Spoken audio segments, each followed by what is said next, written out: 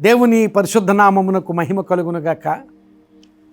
ప్రియులారా, దినదినము ఈ హోప్ ఫర్ టుడే సందేశాలు లైఫ్ చర్చ్ వైజాగ్ నుండి మీకు అందించడానికి దేవుడు మాకు ఇస్తున్న కృపను బట్టి దేవునికి స్తోత్రాలు చెల్లిస్తూ ఈరోజు హోప్ ఫర్ టుడే సందేశంలోనికి మిమ్మల్ని ప్రేమపూర్వకంగా ఆహ్వానిస్తూ ఉన్నాను.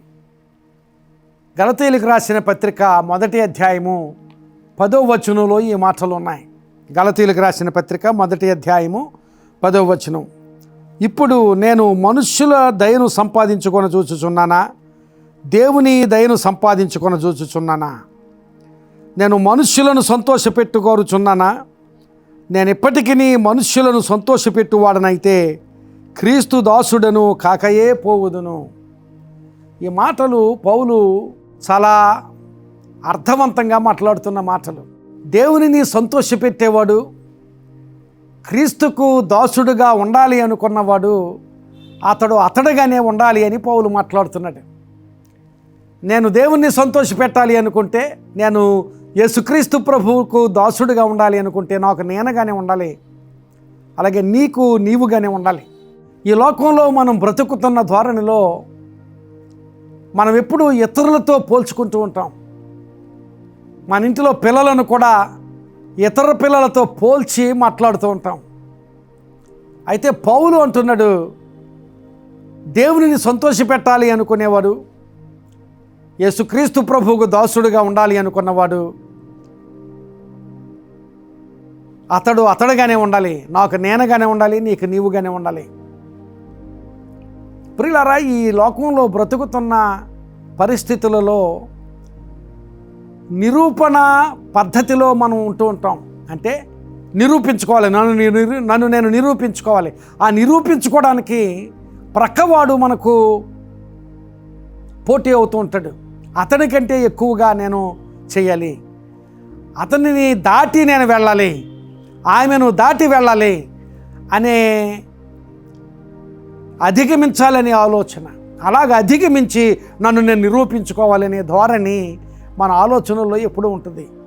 మన పిల్లలను కూడా అదిగో మిగిలిన పిల్లల కంటే ఎక్కువగా నీవు సాధించాలి, లేక ఫలాని వారి కంటే నువ్వు ఎక్కువ సాధించాలి అని ప్రోత్సహిస్తూ ఉంటాం.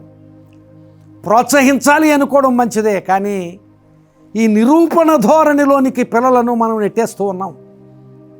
పౌలు అంటున్నాడు, ఏ వ్యక్తి ఆ వ్యక్తిగానే ఉండాలి దేవుని సంతోషపెట్టడానికి. నీకు నీవుగానే ఉండాలి, నాకు నేనుగానే ఉండాలి.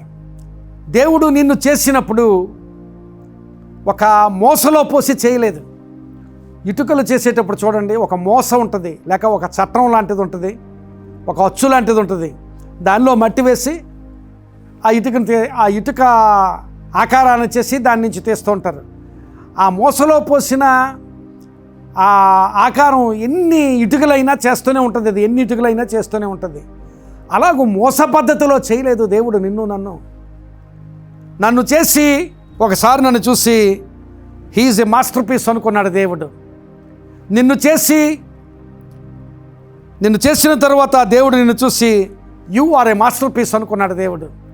నీవు ఒక కళాఖండం కనుక నిన్ను ఒక ప్రత్యేకమైన వాడిగానే, ప్రత్యేకమైన దానిగానే దేవుడు చేశాడు. కనుక దేవునిని సంతోషపెట్టాలంటే నీకు నీవుగానే ఉండాలి, నాకు నేనుగానే ఉండాలి. దేవుని సంతోషపెట్టాలనే ఆలోచన నీకుందా? నిరూపణ ధోరణి విడిచిపెట్టి నిన్ను నీవు దేవుని సంతోషపెట్టగలిగేటట్లుగా, నీకెవరో పోటీ కాదు, నీకు నీవే పోటీ. ఇంతకుముందు కొంతవరకు సాధించగలిగావు, కొంతవరకు చేయగలిగావు. తర్వాత దేవుడు నిన్ను శక్తిమంతురాలుగా చేస్తూ ఉండగా, ఇంతకుముందు నేను సాధించిన దానికంటే ఇంకా ఉన్నతంగా సాధించాలి, ఇంకా ఉన్నతమైన కార్యం చేయాలి, ఇంకా ఉన్నతమైన కార్యం చేయాలని నీ రికార్డ్స్ని నీవే దాటుతూ ఉండాలి. నీ రికార్డ్స్ని నీవే దాటుతూ ఉన్నప్పుడు దేవునిని సంతోషపెట్టేవాడుగా ఉంటావు, దేవునిని సంతోషపెట్టే దానవుగా ఉంటావు. అంతేగాని ఎవరితోనో పోల్చుకుని వారికంటే ఎక్కువగా చేయాలి అనుకుంటే అక్కడే నీవు ఆగిపోతావు, అంతకు మించి నీవు చేయలేవు. కానీ నీ రికార్డుని నీవే దాటి వెళ్ళడానికి, నీవు చేసిన కార్యాన్ని, ఇంతకుముందు నీవు చేసిన కార్యం కంటే ఇంకా ఉన్నతమైన కార్యం, ఆ తర్వాత దానికంటే ఉన్నతమైన కార్యం, తర్వాత దానికంటే ఉన్నతమైన కార్యం, అలాగూ నీ రికార్డు నీవే దాటుకుంటూ వెళుతూ ఉన్నప్పుడు ఆ ధోరణిలో అందరికంటే మిన్నగా నీవు ఉన్నతమైన స్థానంలోనికి నడిపించబడతావు. అలాంటి స్థితిని పౌలు ఇక్కడ కోరుతున్నాడు.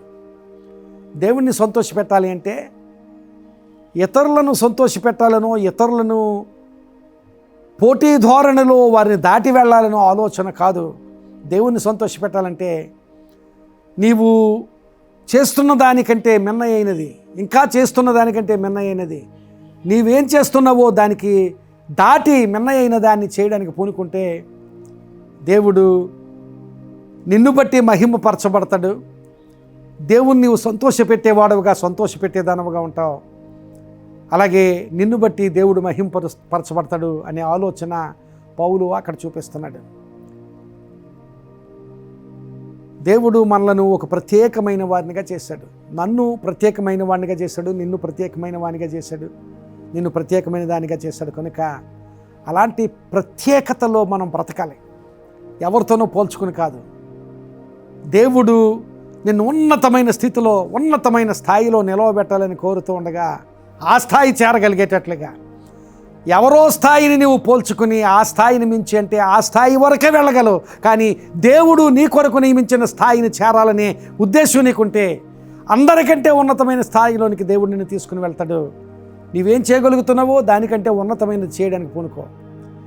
ఆ స్థాయికి చేరిన తర్వాత ఇంకా ఉన్నతమైన స్థాయిని చేరడానికి, అలాగూ నీకు నీవే పోటీగా ఉండి నీవు ఒక స్థాయిని మించి మరొక స్థాయికి, ఆ స్థాయిని మించి మరొక స్థాయికి, ఆ స్థాయిని మించి మరొక స్థాయికి నువ్వు వెళ్తూ ఉన్నప్పుడు దేవుని సంతోషపెట్టేవాడు అవుతావు, క్రీస్తుకు దాసుడుగా ఉంటావు.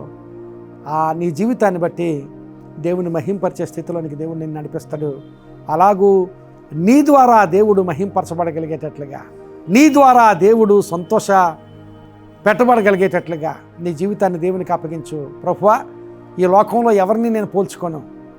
ప్రభువా, నీవు నా కోసం సిద్ధపరిచిన స్థాయిని నేను చేరుకోగలిగేటట్లుగా నేను నీకు అప్పగించుకుంటున్నాను ప్రభువా అని దేవునికి నీవు అప్పగించుకో.